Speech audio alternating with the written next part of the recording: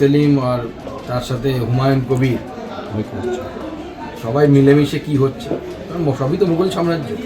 হুমায়ুনও ছিল মুঘল সাম্রাজ্যে, আবার সেলিমও ছিল, সবই মুঘল সাম্রাজ্যেরই পার্ট। আমরা ইতিহাসে পড়েছি, কোন মুঘল কার ঘাত ধরে সেটাই দেখা যায়।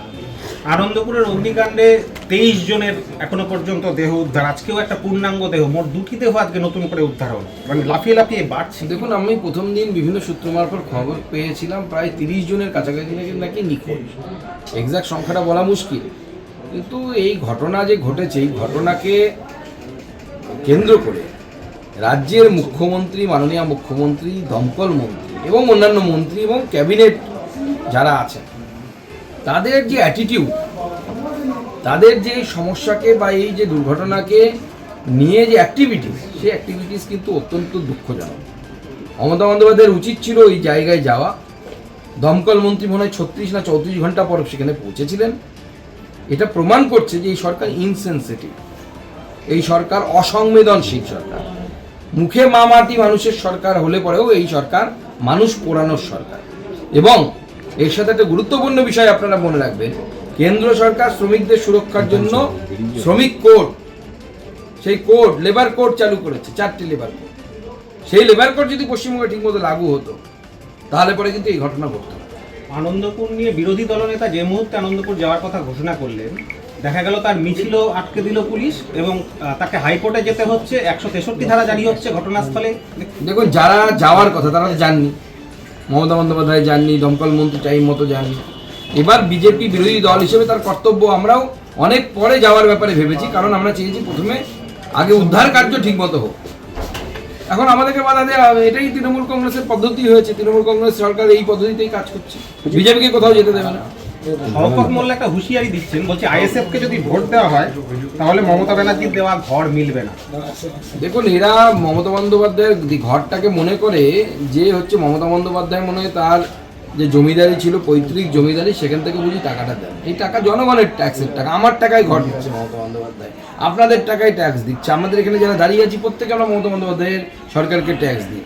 তো মমতা বন্দ্যোপাধ্যায়ের সেই ক্ষমতা কোথা থেকে হয় যে তৃণমূল কংগ্রেসের একজন নেতা এই কথা বলছে যে মমতা বন্দ্যোপাধ্যায়কে ভোট না দিলে ঘর পাওয়া যাবে না?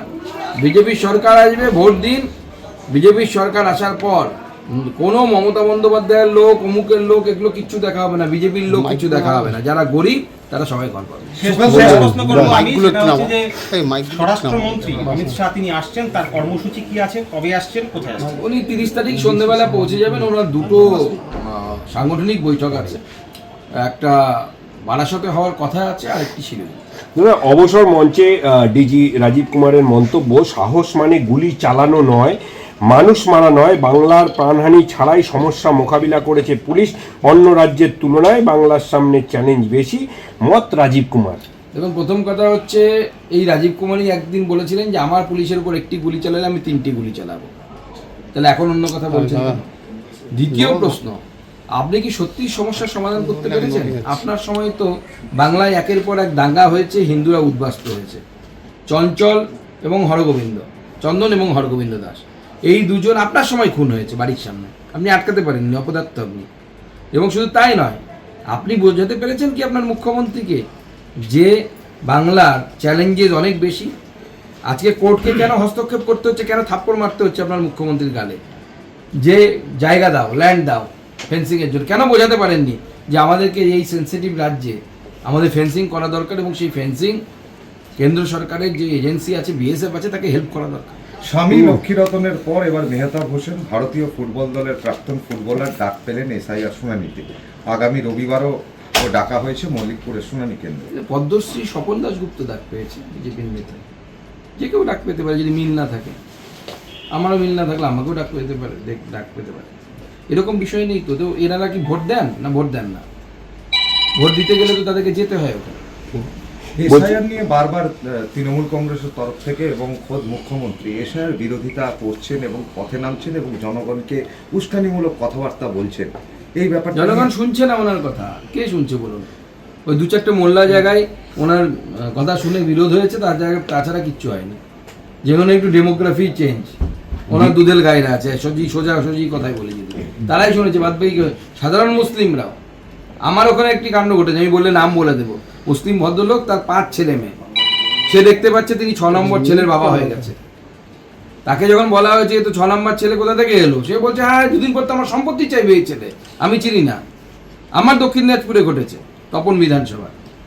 তো সে তারা বুঝতে পারছে, মুসলিম ভাইয়েরা বুঝতে পারছে যে আজকে যদি আমার নামে 2টো ছেলে আমার আছে বা 3টে ছেলে মেয়ে আছে, তার জায়গায় যদি 5টাই হয়ে যায়, মানে 2টো এক্সট্রা ঢুকে যায়, তারা আগামী দিনে তো আপনার ঘাড়ের উপর উঠে নাচবে।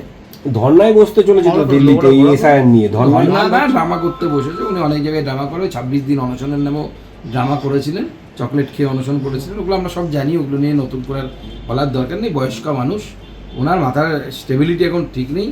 উনি বুঝতে পেরেছেন যে এসআইআর নাম কাটা যাচ্ছে, যেভাবে যে নাম কাটা যাচ্ছে, যারা নেই তাদের নাম কাটা যাচ্ছে, যারা ডবল এন্ট্রি তাদের নাম কাটা যাচ্ছে, আর যাদের স্বাভাবিকভাবে 2002-এর কোনো লিঙ্ক পাওয়া যাচ্ছে না।